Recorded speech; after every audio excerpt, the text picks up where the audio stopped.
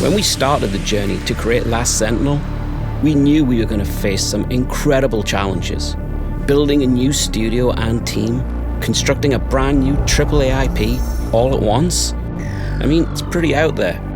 But we knew if we focused on emphasizing player immersion, making bold choices, daring to do something fresh and original, all built on the artistry unique to this amazingly talented team, we could not only do it, but we had the opportunity to blow people away with something new, something special.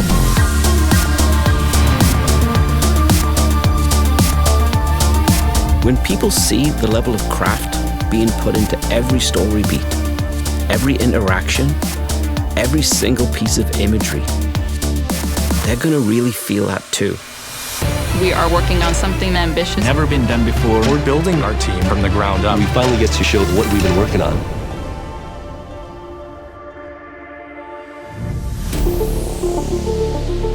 We have our challenge cut out for us. If you look at the pedigree at Lightspeed LA, pretty much everybody working here has shipped multiple successful AAA games. My name is Emmanuel Druckmann. I am the cinematics and in-game media director. We are working on an open world game. At the same time, we're doing a narrative deep game. All those things are not easy to do, right? Some studios take multiple games to even be able to do something like this. We're trying to get that right on game one. I'm Janet Lau, and I'm a principal cinematic animator. The type of things I work on is like the technical and the creative aspects of cinematics. Yes. Look at the ladder and then look up, maybe? Yeah, just basically a global fix. Okay. Because essentially, what was shot on stage worked. Yeah. We just go in and adjust it for the shot. Okay. You know, it doesn't. So Ogden and Janet, we actually all work together at PlayStation. They're probably some of the two of the best when it comes to animation, and more specifically, detailed facial animation. At the end of the day, it's all about people, right? Because if you have the right people that believe in the project, they will figure out the tech, they will create the artistry.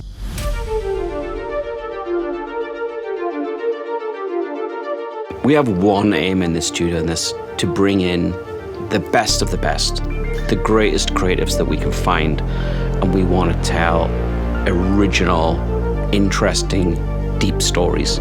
So when we make a bold statement like creation is the soul of our studio, we're literally meaning we came together as a studio, as a team, with this giant desire to create things with others, to plus everything with each other. When I first saw the credo, it gave me hope. That credo made me feel like, okay, we're in an environment where people are focused on what they're doing and getting it done. The fact that it talked about every one of us being responsible for making sure the vision happens, that's a tough thing, you know, to pull aside one of your teammates and say, hey, you know, I'm noticing this, that, or the other. I tried to ground the spine based on kind of the hip rather than where it was before. So overall, I think this is working fine. I think we made a bit of a meal of the head adjustment. What I was looking for is just a little bit more clarity in the motion, not so much a change in the range of motion. Seeing that credo made me feel like that would be a focus. I think the credo really is about, I think it's a couple things. It describes the kind of game that we're going to make, which is respectful to our customers, but also talks about how we're going to make the game, which is together. And part of that is respecting each other, respecting each other's opinions, respecting each other's creative influences.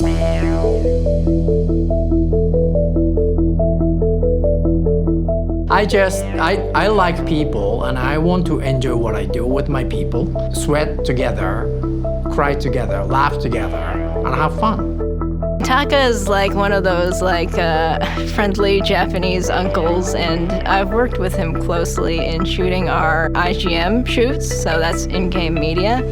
And Taka actually plays a goofy character named Ono.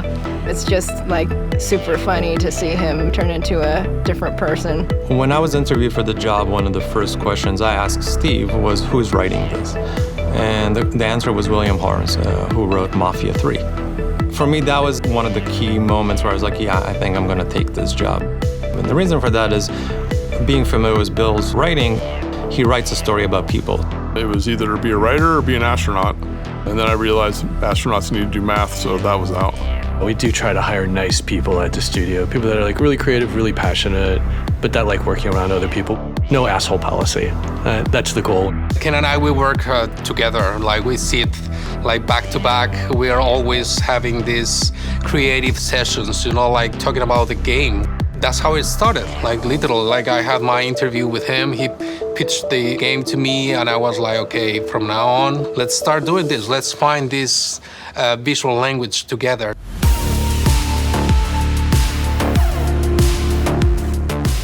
Our visuals need to be able to stand apart and stand out in the industry. What makes our visuals special? When somebody sees the city or they see the motorcycle, they see Hiromi, they see a gun, what makes that special? Like, how does somebody know that that's from Last Sentinel? With Last Sentinel, it is amazing to see the development of the art from the designs all the way through the execution. And it's unusual for me to see that close to what seems like a final image so early in the production. And it just makes me feel like we're going to have something astounding visually.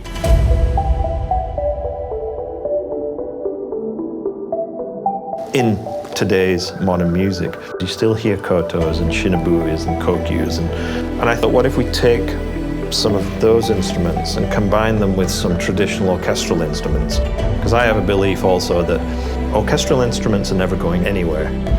So those two categories blended with more modern sounds, I think is a unique style for our game, and I think hopefully it'll resonate with players.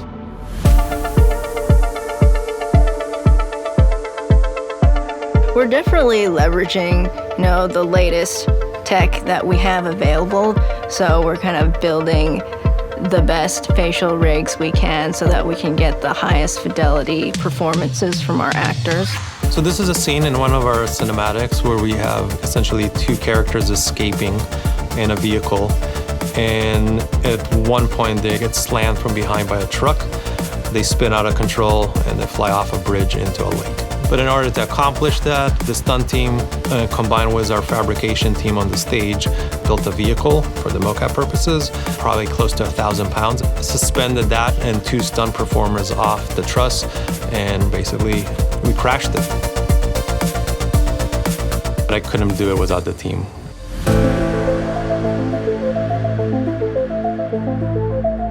In the pre-interview, I think it was just the pre-canned question. It's like, why are the Lightspeed LA the best studio in the world or something like that? The honest truth is like my answer for that would have been I can't tell you we're the best studio in the world. We haven't earned that. I think we have to put an amazing game that hopefully people love as much as we are, putting our love into that game. And also at the same time create a healthy culture for a studio, for people that want to come and work here and want to talk about our games and want to know what we're going to do next. And even then, I don't know if I can tell you we're the greatest studio in the world, but we strive to be.